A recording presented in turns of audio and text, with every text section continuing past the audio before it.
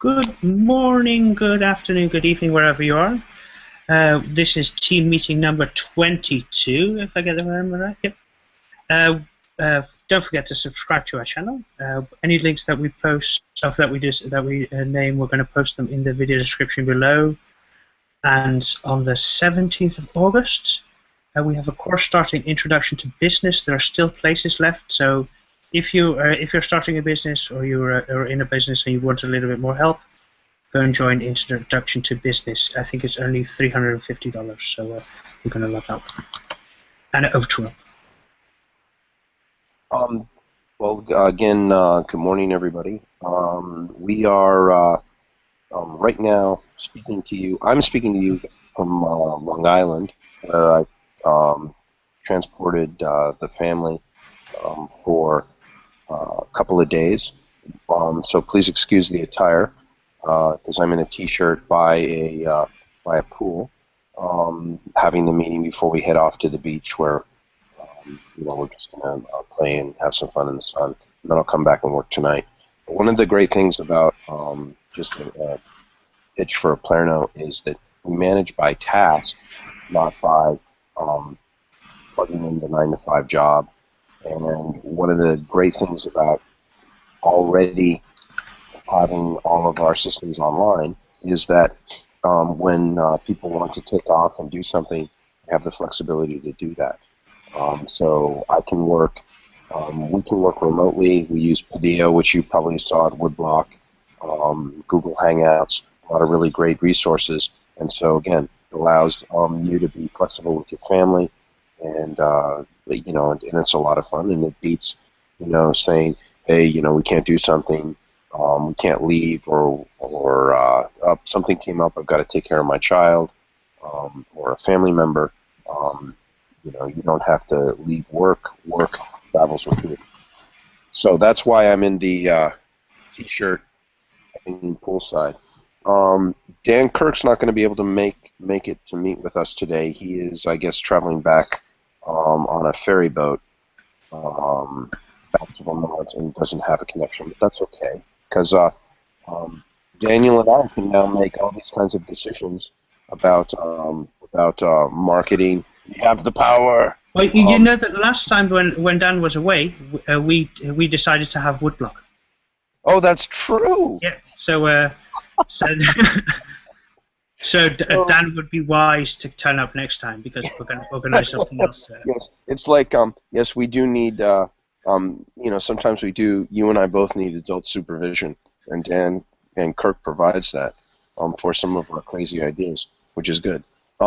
So let's go to the agenda, and again, actually, this is live, so if you have, and there's no delay on this, correct? No, there's no delay on this. So two things. So we're having this open meeting. If you all want to shoot questions to us at questions@aplerno.com, or hashtag,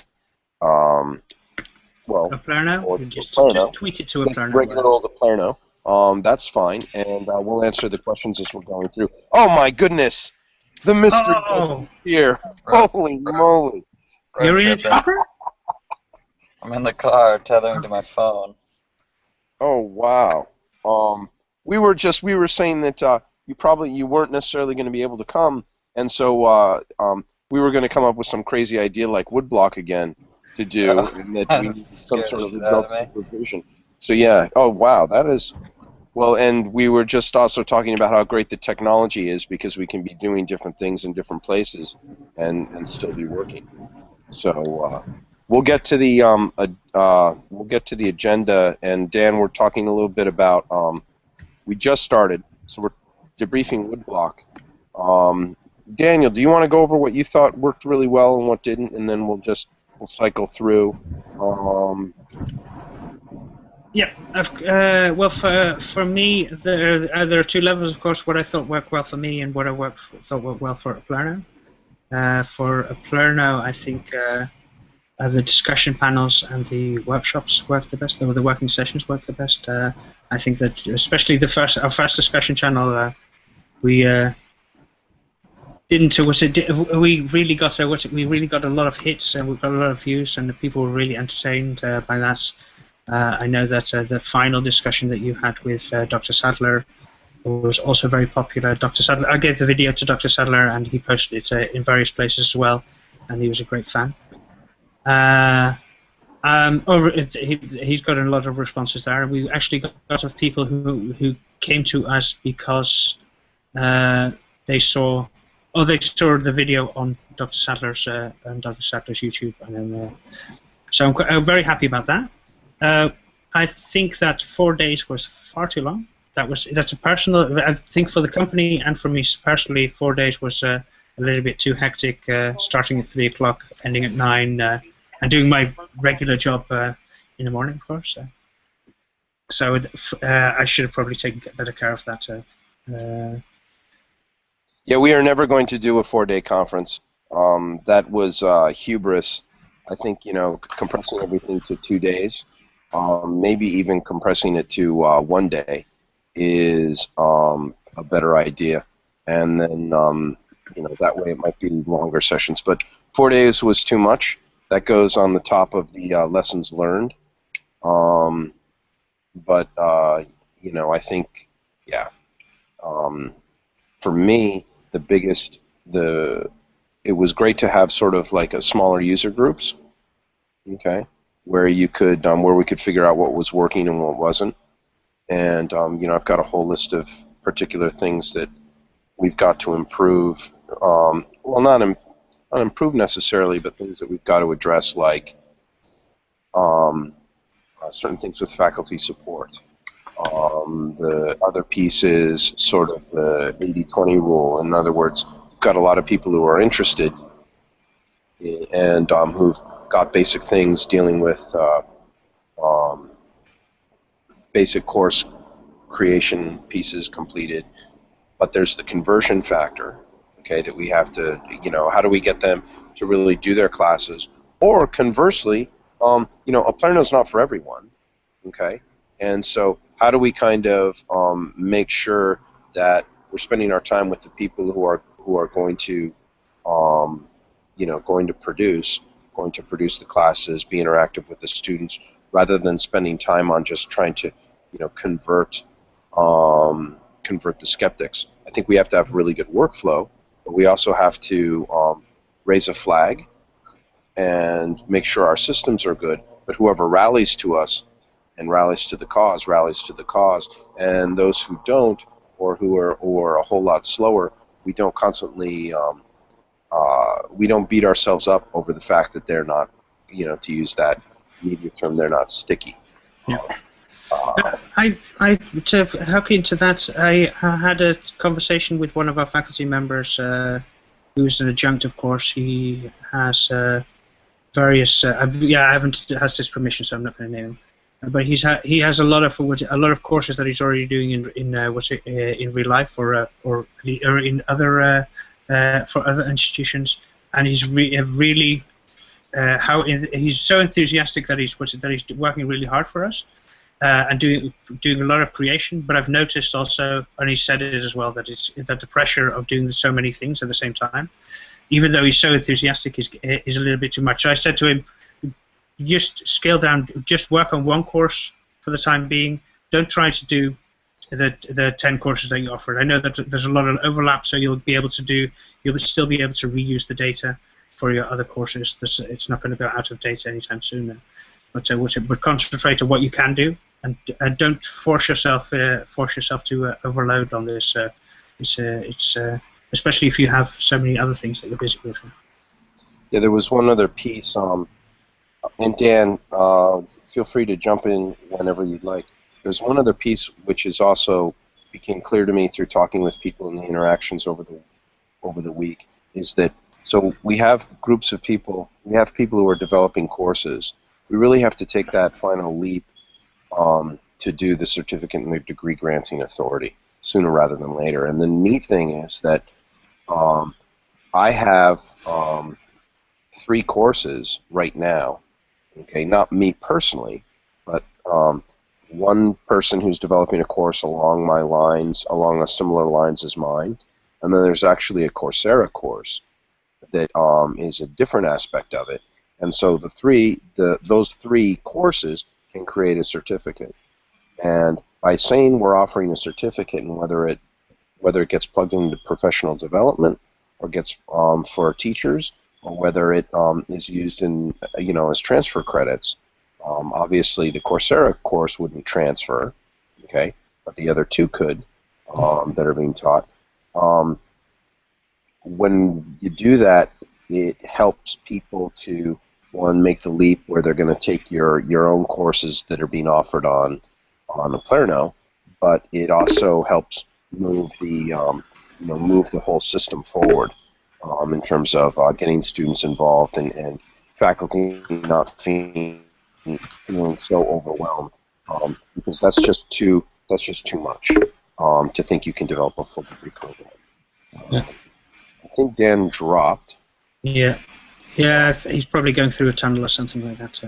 But I chatted to him Podio, and I think he's going to come back on as soon as he can. Okay. And I guess no, but that's absolutely true. That Coursera course, by the way, I've subscribed to it and I'm following. I'm not going to take the full all the lessons, of course, but I've subscribed to it and I'm following it. It's quite an interesting course. Yeah, I've actually got a couple of people now checking formally with the state, and I'm checking formally with the state. It's going to the reaction that I've gotten to accepting courses, Coursera or edX courses for credit, okay, is getting quite a bit of buzz in terms of they don't really know what to do, with that whole piece. So it's again, if it's a 12-week class or it's the Carnegie credit hours and it meets those standards, why wouldn't we take it? But it's not going to be part of the portfolio system. Yeah. The other thing that I learned from the faculty by being in Burlington and sort of the informal conversations is, one, how the faculty that are going to be successful at a Plerno are going to be a very different kind of faculty than those that are successful in sort of the traditional professional development and higher ed.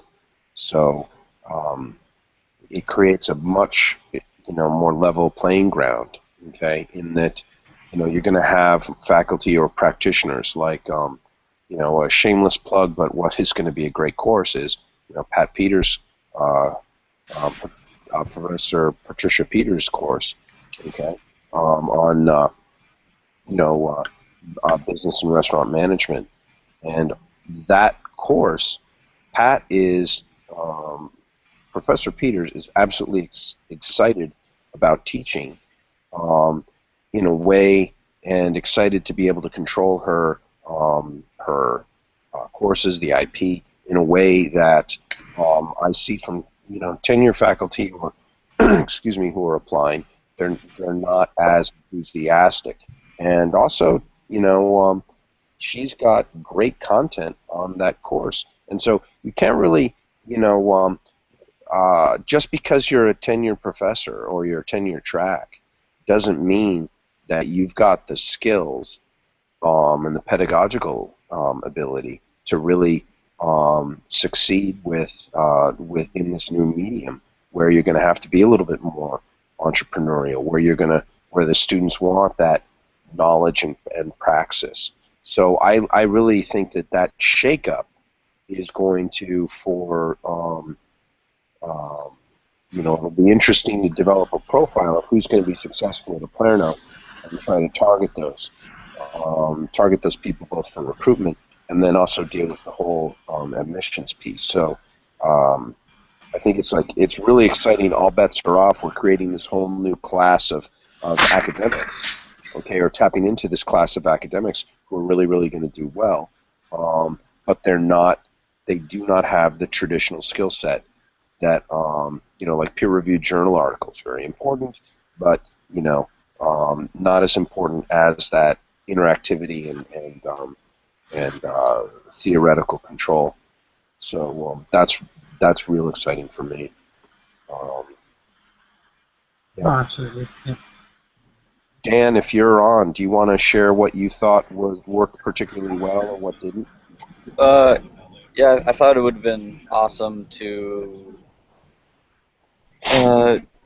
I think I said this, like the morning we started, I woke up at 4 in the morning and kind of rolled over and realized, like, man, we should have a bunch of workshops, which we ended up doing just for courses. We did it for certificates, but I think you were saying like 2 steps forward and then sort of backfill if we go, if we're pushing our progress, you know, if we're pushing it, we can backfill with things like workshops on a class-by-class basis, which I think we learned can work through Woodblock, and we learned, that it's an effect. What tools work, what tools don't, that we can effectively get together online or in person and workshop ideas and courses and certificates. So I thought that was just something that maybe we can think about going forward. Maybe instead of office hours where we're just like sitting and hoping someone shows up, maybe we make appointments with folks who are interested in a 1-hour workshopping session. I think that is I think that I do have a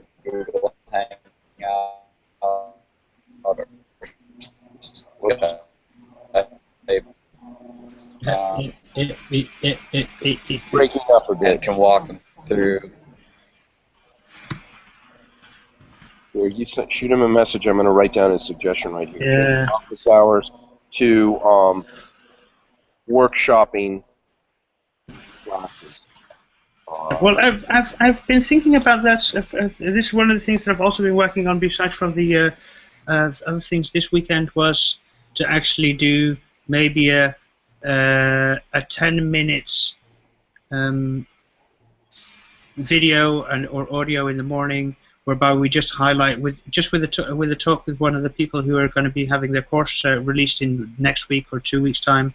We just give a 10-minute introduction to the course. A quick overview, just so we can talk to them, or so that people see what's going on there with us, not just from the perspective of telling people what the courses are, but also from the perspective of how did you make your course, what are the elements of your course that are going to make it successful, these other things. And then we do an overview, of course, afterwards to see evaluation afterwards as well. Yeah, the office hours piece doesn't work. So let's make the appointments or try to pull people in that way. I think that's great. I think that'll do. I put that under tasks. So that should be. Let me just make sure I've got the. Let me make sure I've edited all that. But I've got that in tasks for us to do, to change that whole thing and send out a message. Because I also have to send out, which I'm finishing up, the August update.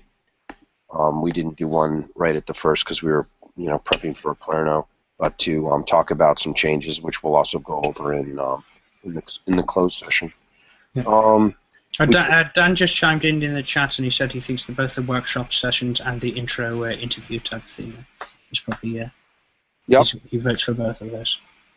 Yeah, and we can and having those recorded if the professor gives permission, those help sessions recorded and placed up. Eventually we're going to be able to have somebody go through and index them, and so they provide a really great example of support. That we can draw upon in terms of what works and what doesn't, etc. Yeah, absolutely. So taking the Coursera edX credits, I should have the answer. By Friday. We talked a little bit about that early on. That can also be an amazing source of students. Okay, because students are dying. I think Coursera would be so much more successful if it actually had a way, and edX, they'd actually be much more successful if they had a way to offer credits, offer something, transferring their credits to earn people's degrees. I mean, again, Harvard only has, 10,000 slots or less, and we've got, 3 billion people on the planet who want a better education. And so this might be a way, at least, they can work through a Palermo to at least start the process. So we'll see how, we'll see what the state says, and I'm also checking with the regional groups. This is, of course, what we're doing. If we were to do this, is a little bit bleeding edge, and Yeah, well, for the information, if I remember correctly, there's one or two institutions in somewhere on the West Coast, I think California or Washington, who are actually doing something or accepting the Coursera classes and edX classes into their programs. But I don't think they're giving full credits for it. I think they're giving partial credit for it. So. Yep. Again, it's that argument of, look, they say these courses are just as good as the ones being offered, or, content-wise just as good as the courses at their institutions. And that's the impression being given. Then why wouldn't you offer the credit for them? Anyway, that's a subject that we can talk about a little bit. We can talk about later. You want to talk about how do you pronounce that? SAML? SAML, yeah. It's SAML is the security architecture markup language. I'm probably saying it wrong, but what it basically is single sign-on, and before Aplerno and during before Woodblock and after Woodblock and during Woodblock, I started to notice far more complaints about the fact that we have too many login username and password combinations. So they have too many logins, and we built a whole system for SAML ages ago. We tried to do a big jump turnover or a big jump switch on that failed spectacularly.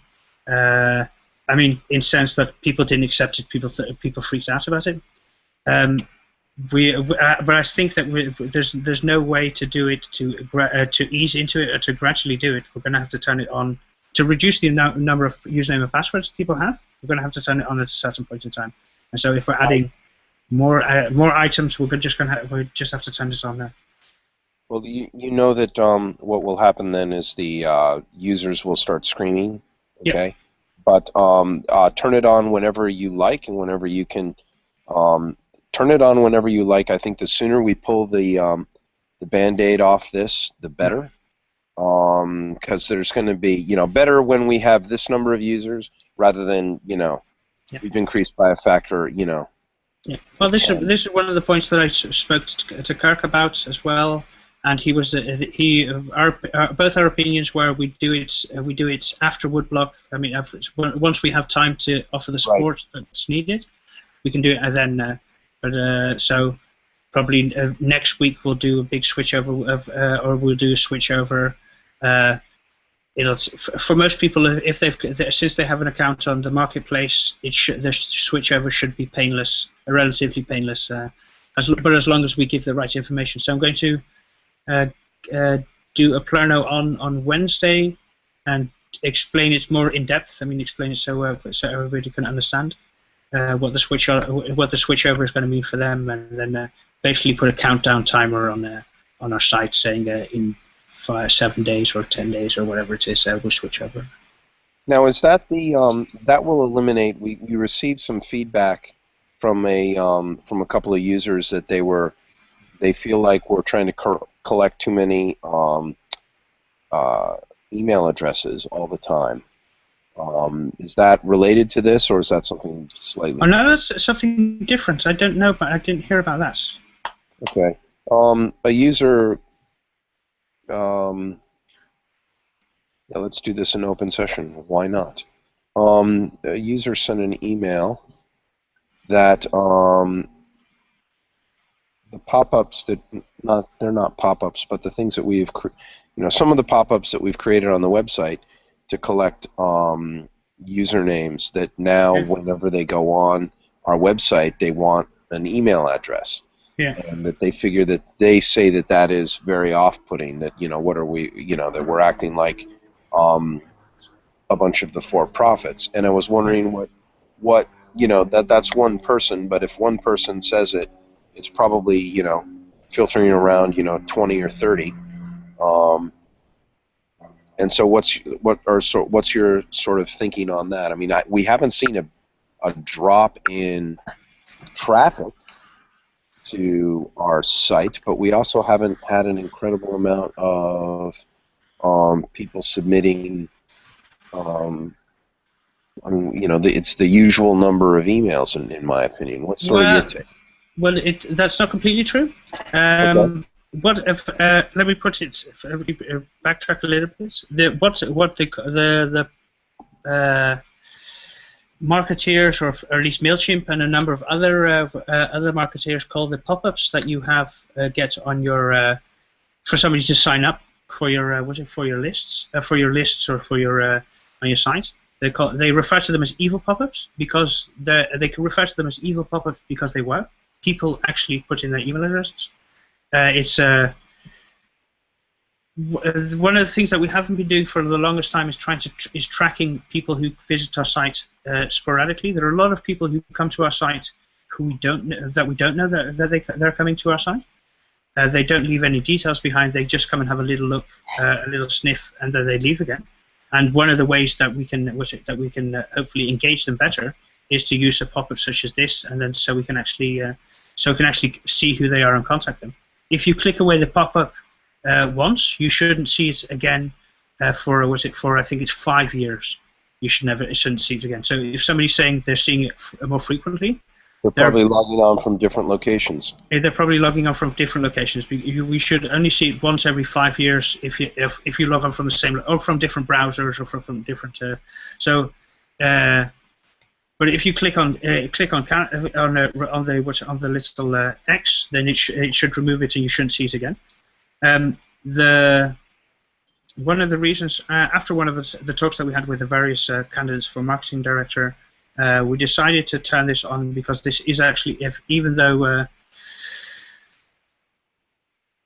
I don't like it as much and you don't like it as much, and perhaps some of our visitors don't like it as much, it is a system which works. It is proven. It's been proven to work, and actually it gets more people subscribed and more people. You reach far more people by doing it in this way. Maybe we should do it slightly differently. I'm going to look at the statistics now that I've had this complaint and see what we can do to reduce any of the annoyance felt on it. I mean, I'm really happy because I don't want to use their name. I'm really happy that person sent us that email. Yeah, me too. Because we do want to know when people think we're crossing an ethical line.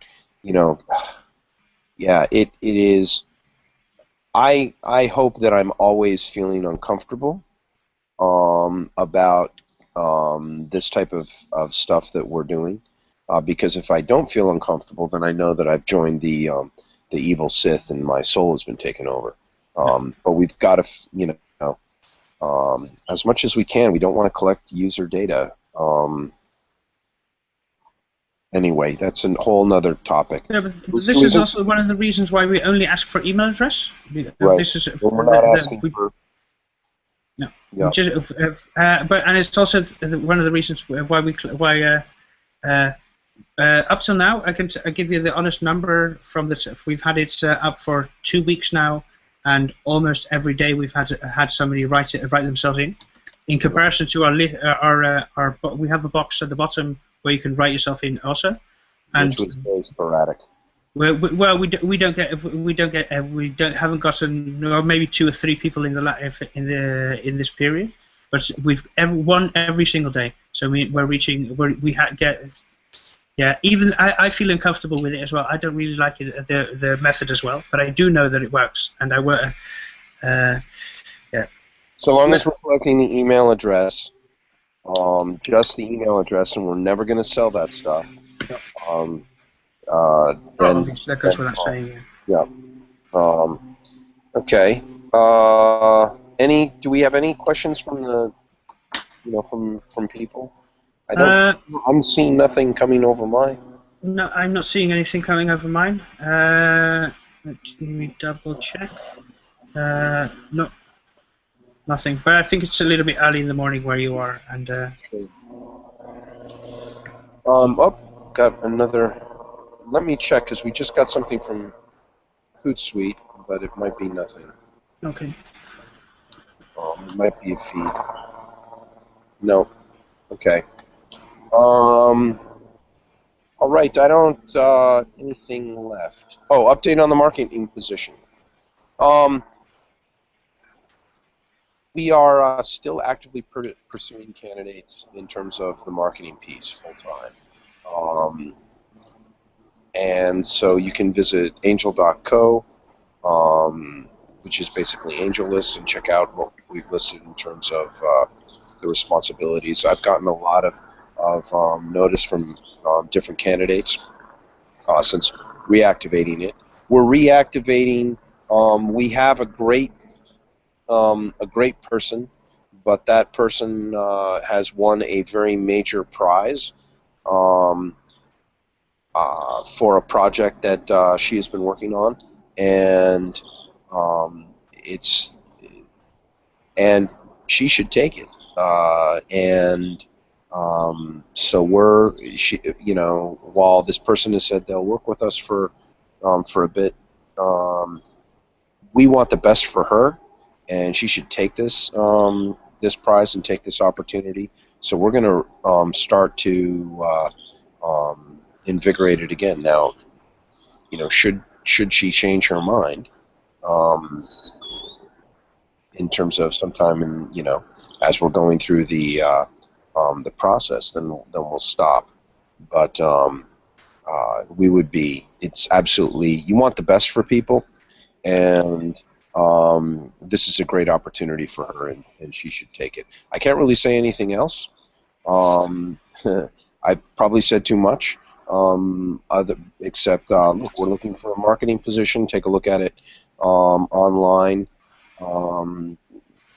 Things are really, things are just on the cusp of some pretty explosive growth, and we really need somebody in addition to the three amigos to come on board and especially if they have experience internationally, come on board and start working with us on the marketing.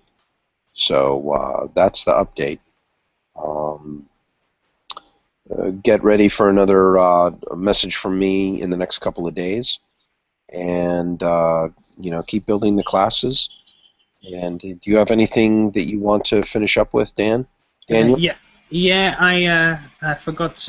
I made a mistake at the beginning. The introduction to business, which is starting in 7 days, is 380, not 350. Okay. But other than that, there's nothing I have to add. I've been reinvigorated by Woodblock, so I'm really excited and ready to go. Yeah, it's really interesting what people are coming up with in the certificates. Again, we're developing classes. The next step is developing certificates. I think the final step is going to be that general education and the degree piece. That will come with time. And when you think about it, not a whole lot of time, because it is pretty amazing that we've already got an institution of higher education up and running after a year. I think this is getting up to the first anniversary of when Goldie Blumenstock announced us to the planet. Everybody was like, I remember some of the comments, which were like, oh, it's going to take him, 4 years, to get X, to get sort of approved or up and running. And we've done it in really less than a year. And so, we've got some last pieces to do, but we are, again, really, really close. Dan, you're on. Do you want to add anything before we go? No, I think most of the stuff you guys are chatting about, I'm on board with, and I'm looking forward to the SAML single sign-on approach. I think it'll be a little bit of a speed bump for some folks to readjust how they enter our systems, but ultimately it's streamlining that experience for them. And it's just, another step in the direction of having our own huge, system with email and chat and Canvas and Marketplace all under one roof. Yeah, and again, we're talking to you guys we're talking to our audience, the people who are listening to this, from 3 different locations on the planet.